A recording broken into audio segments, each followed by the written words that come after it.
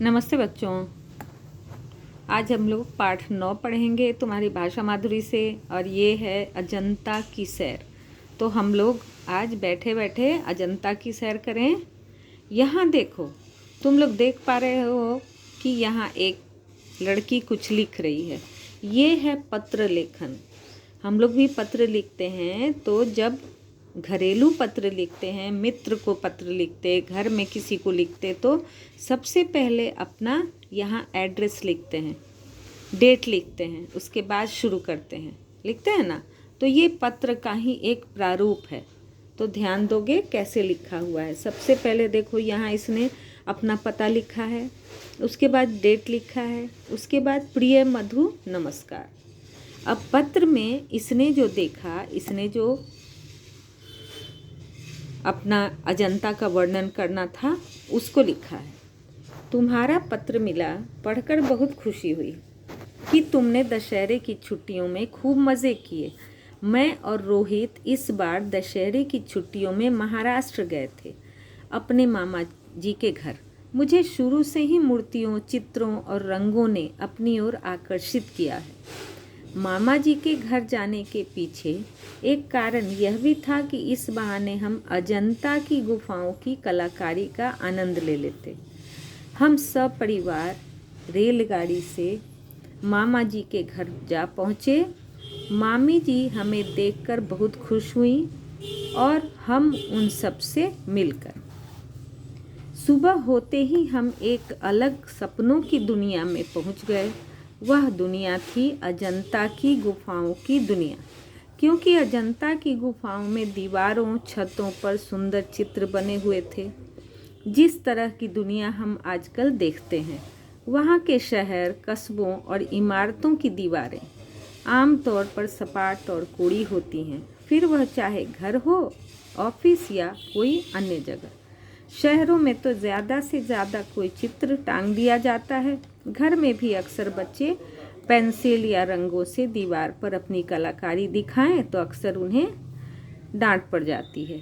एक बार रोहित को भी डांट पड़ चुकी है। लेकिन अजंता की गुफाओं की दीवारों, छतों को देखकर ऐसा लगता है कि लोग को कोरी दीवारें बिल्कुल पसंद नहीं थी। तब लोग अत्यधिक प्रकृति प्रेमी थे। दरअसल अजंता की गुफाएं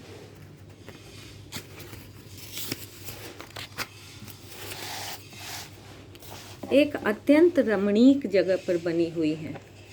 गुफाओं के अंदर, गुफाओं के भीतर बड़े बड़े कमरे, मंदिर और सभागृह हैं। इन्हीं की छतों और दीवारों पर चित्र और मूर्तियां बनी हुई हैं। ये गुफाएं अलग अलग समय में बनी हैं। कुछ गुफाएं 2000 साल पुरानी हैं, तो कुछ लगभग 1600 साल पुरानी। यहाँ कुछ चित्र हैं बच्चों, देखो। क्या तुम जानती हो कि ये गुफाएं किसने बनवाई थी? अजंता के आसपास के शहरों में जो धनी व्यापारी या किसान रहते थे, उन्होंने ये गुफाएं बौद्ध भिक्षुओं के रहने और उपासना करने के लिए बनवाई थी।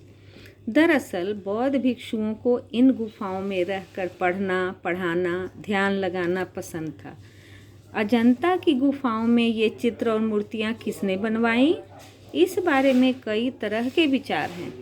कुछ लोगों का कहना है कि ये चित्र बौद्ध भिक्षुओं ने बनवाए हैं, तो कुछ का कहना है कि जिन व्यापारियों और किसानों ने ये गुफाएं बनवाई थी, उन्हीं लोगों ने अपनी पसंद के चित्रकारों, शिल्पकारों से इन गुफाओं की सजावट का काम करवाया। मुझे इस बारे में दिलचस्पी थी कि अजंता के चित्रों के मुख्य विषय क्या हैं। इन चित्रों का मुख्य विषय बुद्ध के जीवन से जुड़ी जातक कथाएं और बौद्ध धर्म है। ये सब प्रश्न हो सकते हैं, लेकिन शायद चित्र बनाने वालों को अपने आसपास के जीवन को सजीव रूप देना भी पसंद था। इसीलिए चित्रों में जानवर, जंगल, जानवर, लोग, राजा रानी आदि को बखूबी चित्रित किया गया है। अजंता के चित्रों को देखकर एक और बात पता चलती है, वह यह कि उन दिनों लोग अपने जीवन व उसकी बातों से बहुत लगाव रखते थे। यह भी पता चलता है कि वे लोग लंबी और पतली आँख को सुंदर मानते थे। चित्रों से उस समय के रहन सहन, पहनावे, हाव भाव आदि का भी पता चलता है। रोहित ने बताया, अजंता में बने चित्रों के रंग खनिजों से बने हैं, इसीलिए वे आज भी कुछ समय पुराने ही लगते हैं। चित्रों में लाल रंग के लिए गेरू, पीले रंग के लिए प्योढ़ी, पीला पत्थर और सफ़ेद रंग के लिए चूने का प्रयोग किया गया था। इन्हें पीसकर गोंद के साथ मिलाकर तैयार किया जाता था। नीले रंग के लिए लेपिस लजूली नाम के पत्थर का उपयोग किया गया। यह पत्थर कहाँ से मंगाया गया? अफ़गानिस्तान से मंगवाया गया। लेकिन इस नीले रंग का प्रयोग बहुत ज़्यादा नहीं है। अजंता में सबसे अधिक कौन सा रंग हुआ है? हरे रंग का प्रयोग हुआ है।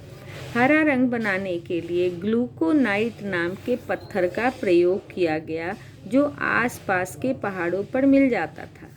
कुछ रंगों को बनाने के लिए पौधों का भी प्रयोग किया गया, जैसे होठों के लिए लाल रंग, लेकिन यह लाल रंग तो अब उड़ गया है। पौधों से बनने वाले रंग जल्दी उड़ जाते थे।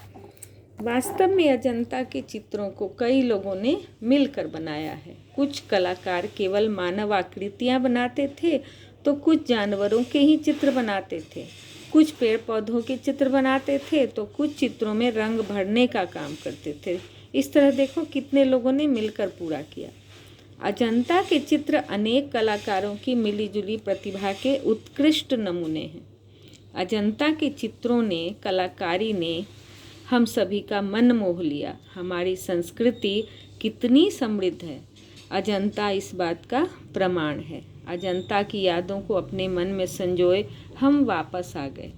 तुम्हारी सहेली अनुपमा।